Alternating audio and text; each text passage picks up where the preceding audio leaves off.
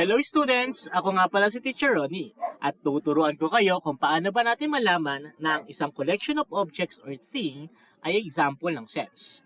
Aalamin din natin dito kung paano ba tayo kukuha ng subsets at proper subsets ng given sets. But the question is, what is our lesson objective? The lesson objective for today is to illustrate and determines well-defined sets and subsets of the given sets. Now, the question is, what is set? A set is a well-defined collection of distinct objects. This means that it is possible to determine whether or not a particular object belongs to an indicated set. Ibig sabihin, before we consider that a given collection of objects is an example of sets, dapat alam natin kung ito ba ay well-defined manner. Ibig sabihin, dapat alam kagad natin kung ano ba yung kukolektahin natin or yung kinokolekta niya. Let me give an example. Collection of days in a week. Ang tanong, alam ba ninyo kung ano ba yung kinokolekta niya? Very good. Ang kinokolekta niya ay yung days in a week. Ano ba yung mga days in a week? Nandiyan si Monday, Tuesday, Wednesday, Thursday, Friday, Saturday, Sunday. Ngayon, ito ba ay na-describe in a well-defined manner? The answer is yes. Ibig sabihin, kapag alam nyo kagad kung ano yung kinokolekta niya at naibigay nyo kagad yung mga objects na yon, ito ay tinatawag nating well-defined set. Okay? Number 2 example. Collection of rich people. Is it well-defined set or not? The answer is not well-defined set. Hindi siya well-defined set. Why? Simply because hindi natin alam kung saan ba nanggaling yung rich people. May rich people sa Philippines, may rich people sa China, may rich people sa America, and around the world. So, ibig sabihin, hindi kagad tayo makakapagbigay ng rich people because it is not stated kung saan siya nakatira or saang country. So, yung number 2, it is not well-defined set. Okay? Number 3, a collection of vowels, letters in the English alphabet. Tanong, kaya niyo pong kagad ibigay yung mga vowels, letters in the English alphabet? The answer is yes. Ano po ba yung mga vowel letters in the English alphabet? 5 po yan. Ayan po sila. A, E, I, O, and U. So kung naibigay kagad natin, ano siya? Well-defined set or not well-defined set? The answer is very good. It is well-defined set. So ilagay po natin dito, it is a set. Number 4 example. Collection of fishes in the sea. Ang tanong, alam nyo kagad or makakapagbigay pa kagad kayo in particular fishes in the sea? The answer is no. Why? Kasi sobrang dami ng isda sa dagat. Hindi kagad tayo makakapagbigay kung ano bang mga isda yan. Okay? Pwede ka magbigay ng galunggong. Ano ba yung maliit na isda, malaking isda, may kaliskis na isda, or walang kaliskis na isda. So, ibig sabihin, hindi siya naka-define or naka-well-defined. So, kung hindi kagad kayo makapagbigay ng example at hindi siya in well-defined manner, so it is not well-defined set. Another example. Collection of bright students. Is it well-defined set or not well-defined set? The answer is very good. It is not. Why? Kasi maraming bright students sa Philippines. Meron tayong bright students sa Navotas National High School, meron tayong mga bright students sa Kaunlaran High School, meron tayong mga bright students sa Navotas National Science High School, at around the world, no? So, ibig sabihin, hindi kagad tayo makakapagbigay yung mga bright students na yan. So, kung hindi natin alam or hindi siya naka-well-defined, ibig sabihin, it is not well-defined set. Last example, number 6. Set of even numbers from 2 to 10. Kaya ba nating magbigay ng even numbers from 2 to 10 at mabilis pa natin ito maibibigay kagad?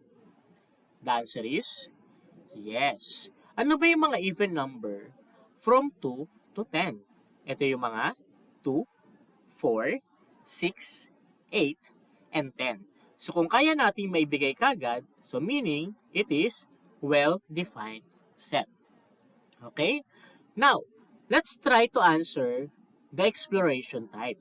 Ano ba yung meron dito? Dito natin malalaman kung ano-ano ba yung mga objects na hindi kasama sa grupo. Okay?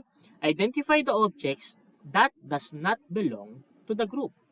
Example number 1. Sa apat na yan, sino yung hindi kasama sa grupo? Carabao ba? Chicken? Cow? Or goat? And give your explanation.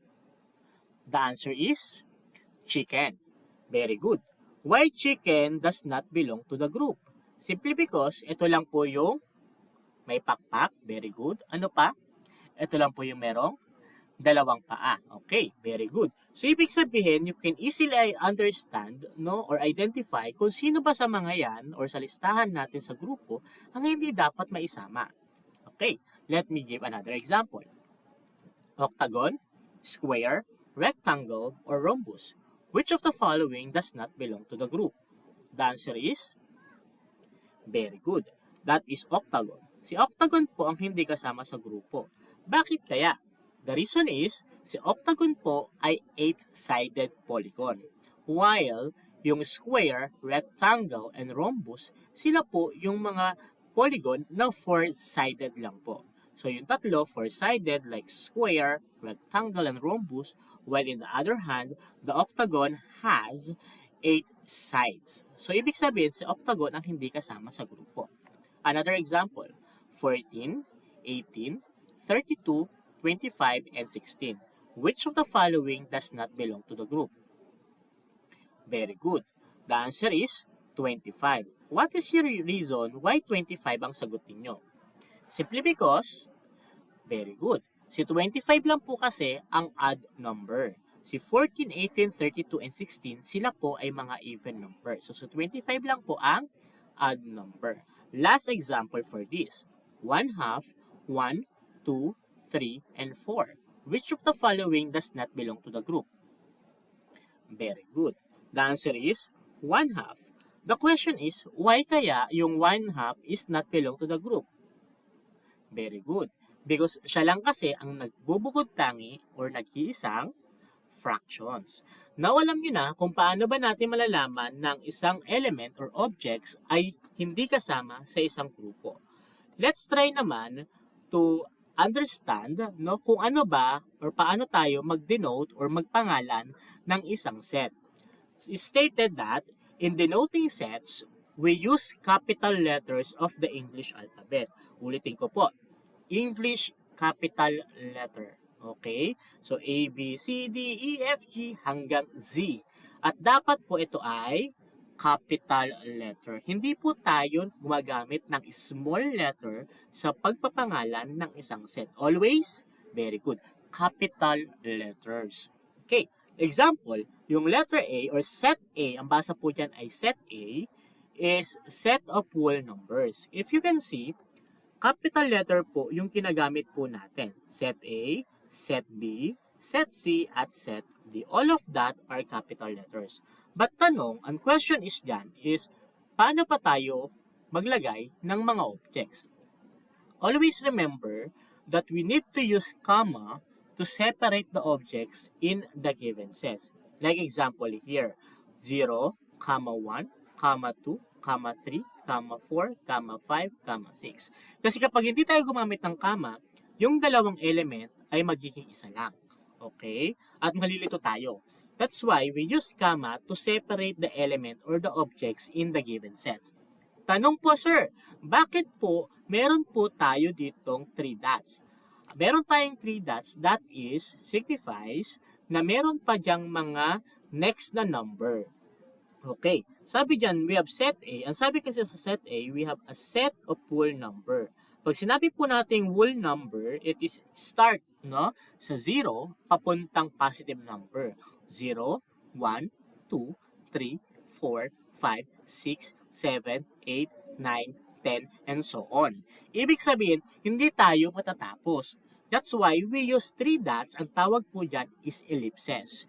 Siya po yung magsasabi na meron pang mga elements or object na kasunod si 6. Okay, na hindi natatapos. Okay? Another example, no? Paano natin to kukunin or paano natin susulat yung mga elements in the given set. Now, let's say set A is a set of even numbers from 2 to 10. Kapag sinulat natin siya, no, we have set A as a capital letter. Again, we are going to use or denote the set as a capital letter in the English alphabet. Is equal sign, and we use brace, no, yung brace na yan, and then open brace ang tawag dyan, no. Mamaya i-close natin siya. So, pag in-open, dapat i-close din. So, open brace. At ano ba yung mga even numbers from 1 to 10? Mag-uumpisa siya kay 2, 4, 6, 8, and very good, and 10. Okay? And then, i-close brace na natin siya. Ibig sabihin, a set of even numbers from 1 to 10 are 2, 4, 6, 8, and 10.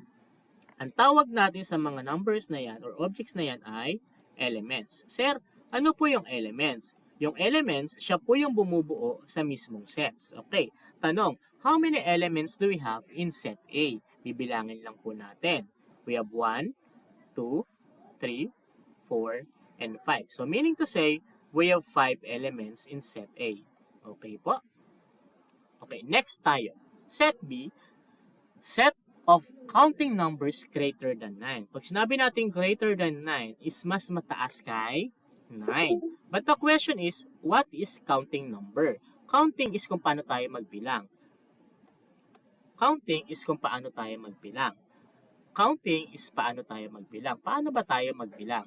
Magbibilang tayo, start kay 1. Siyempre naman, no? Wala naman nagbibilang kay 0 nag-uumpisa. So 1, 2, 3, 4, 5, and so on. So, pag greater than 9, mag-uumpisa tayo kay 10. So, set B, open brace. So, umpisa tayo kay 10, 11, 12. Matatapos ba tayo? Hindi. Kung hindi matatapos, kama lang and then 3 dots. Okay? So, ibig sabihin, marami yan. Pwedeng 13, 14, 15, 16, 17, 18, and so on. Okay? Ngayon, alam na natin kung paano tayo kukuha or malaman or ilista yung mga elements in the given condition. The next is, ano ba yung subset? Yung subset, it is a set of which all the elements are contained in another set. Ibig sabihin, kung meron kang original set, ito ay manggagaling doon sa original set. Okay, paano yun, no? Ito yung other part natin or another definition, no? A part of a larger group of related things. Ibig sabihin, ulitin ko, kung meron kang isang buong pizza pie, kukuha ka lang doon, no? Pwede mong kunin lahat, pwedeng hindi ka kumuha, pwedeng kumuha ng isa-isang slice lang. So that is the set. Yung kinuha mong slice, that is your subset. Okay? Yung malaking pizza pie, that is your set. Again, pag yung malaking pizza pie, that is your set. Kapag kumuha ka lang ng isang slice, ang tawag doon ay subset. Okay? Now, the symbol for the subset is yung C na merong horizontal line sa ilalim niya. So, ang basa dyan is subset.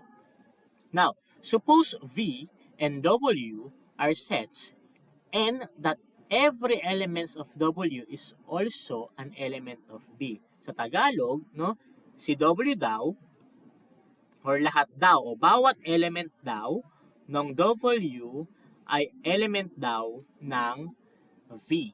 Okay? Ibig sabihin, we denote na lahat ng element ni W ay meron si B.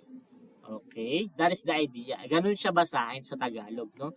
Lahat ng meron si W ay meron si V. Ibig sabihin, imagine kung dito ka kukuha, ito yung malaking pizza pie. Okay?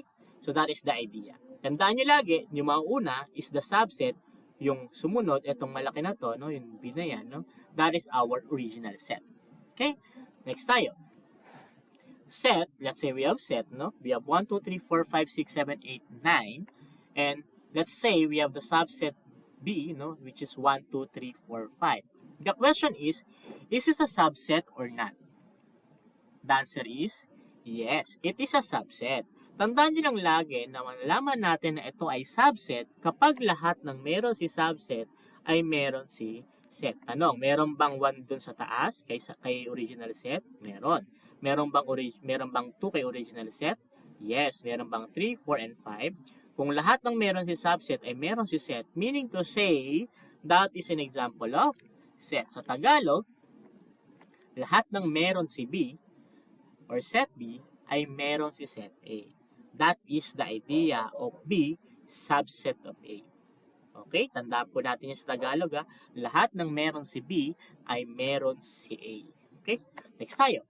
Now let's say we have X or the element of X or the objects in X or set X is negative 1, 0, 1, 2, 3, 4, 5, 6, and 7. And the subset is let's say the node is Y. And the element of Y is 1, 2, 3, 4, 5, 6, and 7. The question is, lahat ba ng meron si Y ay meron si X? The answer is yes. Meaning to say, Y is a subset of X. Okay? Or sa Tagalog, lahat ng meron si Y ay meron si X. Now, we are going to list down all the subsets and proper subsets of the given sets. Ililista ngayon natin lahat ng subset at proper subsets na meron si set. Example, the sets is, or the elements of the set A is 1, 2, and 3. Ganito lang yung pagkuha ng subset at proper subset. Tandaan lang po natin kapag kumukuha tayo ng subsets, lahat ng subsets, mag-uumpisa lagi tayo kay null or kay empty set. Okay? Pag sinabing empty set or null set, ibig sabihin walang laman yung loob. Open brace lang at saka close brace. Okay? Kama. Okay? Ibig sabihin ito na yung unang subset natin. Yung pangalawa, isa-isang element lang. So, unang element, kama, pangalawang element, kama, at yung pangatlong element. Okay? Kung meron na tayong walang element, yung nauna, at meron tayong tagi-isang element, yung susunod natin yung tagdadalawang element. Okay? Kama na muna natin dito, Ano yung dalawang element? 1, 2. Yan, pwede yan. So, ibig sabihin, in this subset, meron tayong dalawang element. Tandaan nyo lang lagi na kapag gumukuha tayo ng subset, kailangan naka-open brace tayo, tapos naka-close brace. Okay, 1, 3. Meron pa ba tayo makukuha na magka-partner? Yes, 2, 3. Okay? And kung meron tayong wala, meron tayong tag-iisa, meron tayong tagdadalawa, syempre dapat may tagtatatlo. Okay? Syempre wala tayong taga-apat kasi tatlo lang yung objects natin sa set A. Okay, in total, how many sets or subsets do we have in the given? So meron tayong 8. Okay, in total we have 8 subsets. But the question is, sir, paano po ba namin malalaman or ma-check kung tama na yung sagot natin? Meron tayong formula to determine or to know the number of subsets. The formula is 2 raised to n. Yung n is the number of elements. Okay, so tanong, ilang elements meron tayo? The answer is 3 elements. Ano po yung mga elements na yon? Si 1, si 2, si 3. So meaning, si n magiging 3. Ano ibig sabihin ng 2 raised to 3? Ibig sabihin yan, tatlong 2. So, 2 multiply kay 2, multiply kay 2. So, 2 multiply kay 2, 4 multiply kay 2, the answer is 8. Dapat, whatever the computed number of subsets, dapat ayun din yung dami ng subsets na malilista natin. Okay? So, ngayon, ano naman yung proper subsets? Yung proper subsets, dapat wala or hindi mo maibibigay lahat ng elements na meron si original set. Ibig sabihin, si 1, 2, 3, bawal mong ibigay lahat, para maging subset siya. Pwede kang walang laman, pwede isa lang yung element, pwede yung dalawa yung element, pero again, bawal mo ibigay yung tatlong elements na yan. Okay? Because based in the definition of the proper subsets, dapat hindi mo maibigay lahat ng elements na meron si original set. So, para makuha natin yan, using the subset, wag lang natin ilalagay si 1, 2, 3, The subset or the proper subset is walang laman, That is empty set or null set. Isang element lang. Yan, isa pa. Okay, yung tagdadalawang element naman, 1 or 2, 3, yes, meron tayo. And then we have 1, 3. And then last one is 1 and 2.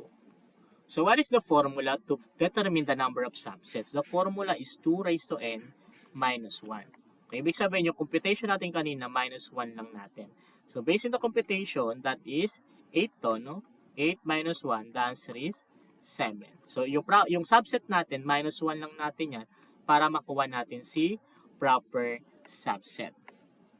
Another example, si 2, 4. Compute muna natin, no? So, para makompute natin siya, no, we have 2 raised to n. How many elements? We have 2 elements. So, ibig sabihin, ang n natin ay 2. So, we have 2 raised to 2. 2 raised to 2 is 2 times 2. The answer is 4. Ibig sabihin, we have 4 subsets. So, paano yun? Umpisa tayo kay empty. Tapos, tag-iisa lang. Okay, and then we have 4 here. Tapos, yung dalawa. So, lahat na sila, no? So, 2 and 4. So, if you can see, apat yan. So, null set, 2, 4, and 2, 4. Sa proper subset, so minus 1 lang to, no? We have 3 proper subsets. 3 proper subsets. So, sino-sino yon? Null set or empty set. We have 2, and then we have 4. Okay? And then the last one, let's try this, no? A, B, C, and D. So, how do we compute that? We have 2 raised to n. What is the value of n? How many elements? Very good, 4. So, we have 2 raised to 4. So, ibig sabihin, apat na 2. 1, 2, 3, and 4. So, compute natin, no? 2 times 2, 4, times 2, 8, times 2, 16. So, meaning we have 16 subsets. Okay? 16 dapat yan. So, compute natin lahat, no? Lista natin lahat. So, paano yun? Null set muna. Tapos, tag-iisa. Tama? Sino yung unay natin? Si A, sunod. Si B. Si C. At si D. So, meron tayong wala. Meron tag-iisa. At last one, meron pa tayong tagdadalawa. So, A, B. Sunod. Si A, C. Sino pa? Si A, D. Sino pa? Si B, C. Wala tayong B, C dyan, no? Walang naulit, no? Sunod, si B, D. At sunod, si C, D. Wala nang naulit. Okay. Tapos yung tagtatlo, ano tagtatlo natin? A, B, C. Sunod, A, C, D. Sunod natin, B, C, D. At yung the last one is, lahat na sila. A, B, C, D. So, pag binilang natin yan, that is 16. Check natin. 1, 2, 3, 4, 5, 6, 7, 8, 9, and 10, 11, 12, 13, 14, 15. So, kulang pa tayo ng isa. So, ano yung nakukulang natin? Let's check, no? Ano ba yung kulang natin? ABD. Meron ba tayong ABD? Wala. So, dagdagan natin ng A, B, D. So, ayan, 16 na siya. Clear? Kapag kulang, dapat magtama kasi yun. Dapat alam natin na 16 yun, dapat 16 din dapat yung malista natin. Okay. Paano naman yung proper subset? So, lahat yan, no? Except si A, B, C, D. So, null set, A, B, C, D. Tapos yung tagdadalawa naman, AB, AC, AD. Ano pa? We have BC, BD, CD. Lagyan natin ng kama yun sa dulo. Okay. CD. And then we have tatlo, A, B, C. We have A, C, D. We have B, C, D. And the last one is A, B, D. So, dapat minus 1, dapat ito ay 15 lang in total. Okay? So, dyan natatapos ang lesson natin for today. Sana may naintindihan kayo, no? Okay? And again, my name is Teacher Ronnie. Nandito ako palagi para handa kayong tulungan. Bye-bye!